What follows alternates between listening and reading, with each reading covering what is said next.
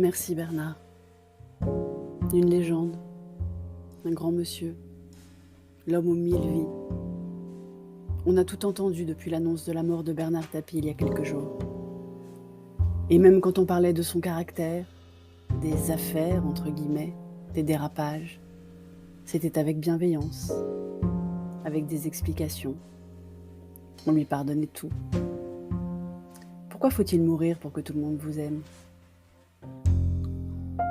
Bonjour, vous écoutez l'épisode 6 de la saison 3 du podcast Revue et Corrigée. Cet épisode est tiré d'un billet du blog publié le 7 octobre 2021 et s'intitule « Merci Bernard ».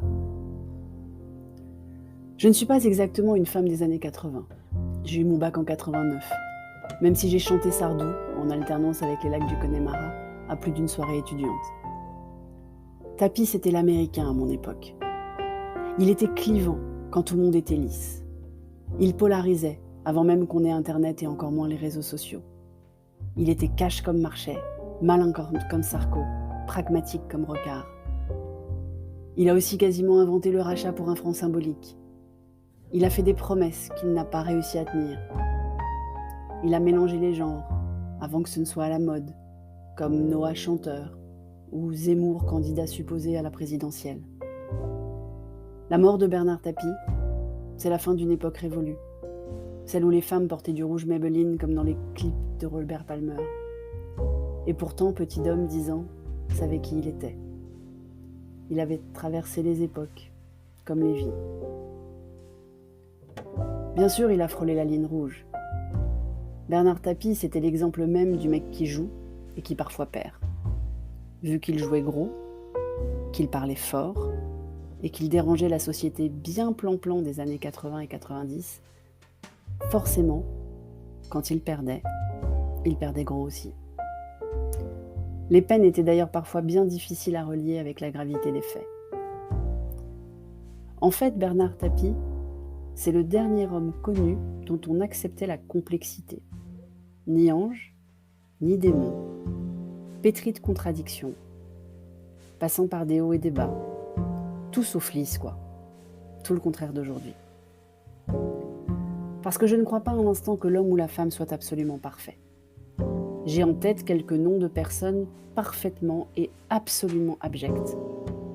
Mais parfaits, moins.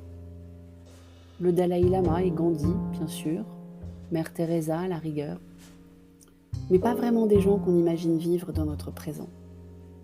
Et pourtant, notre présent n'a jamais été aussi complexe.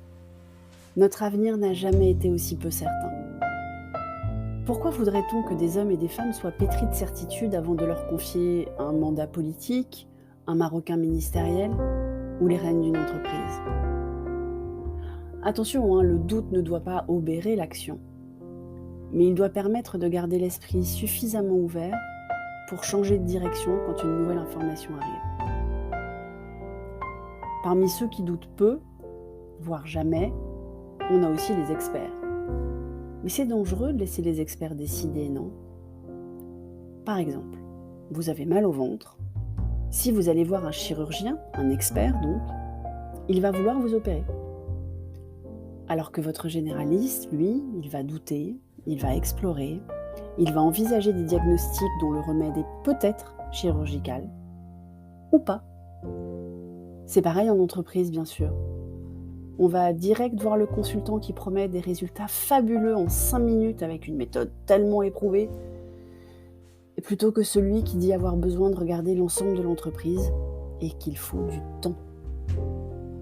Alors ce rapport au court terme, on retrouve aussi bien sûr dans notre attention limitée, parce que on zappait à l'époque de Bernard Tapie, mais aujourd'hui on scrolle.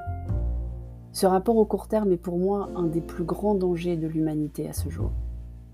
Si on ne se préoccupe que des shots de dopamine à recevoir dans les 5 prochaines minutes, la planète n'est pas prête d'être sauvée. D'ailleurs, en parlant des shots de dopamine, je sais qu'on parle de jour noir quand il y a un drame, mais comment est-ce qu'on appelle un jour béni où il s'est passé un truc génial ? Lundi blanc ? Parce que la lueur d'espoir de cette semaine, c'était quand même le sevrage forcé pendant 6 heures de l'humanité tout entière. plus d'accès au biberon de la maison Facebook, y compris donc Instagram et WhatsApp.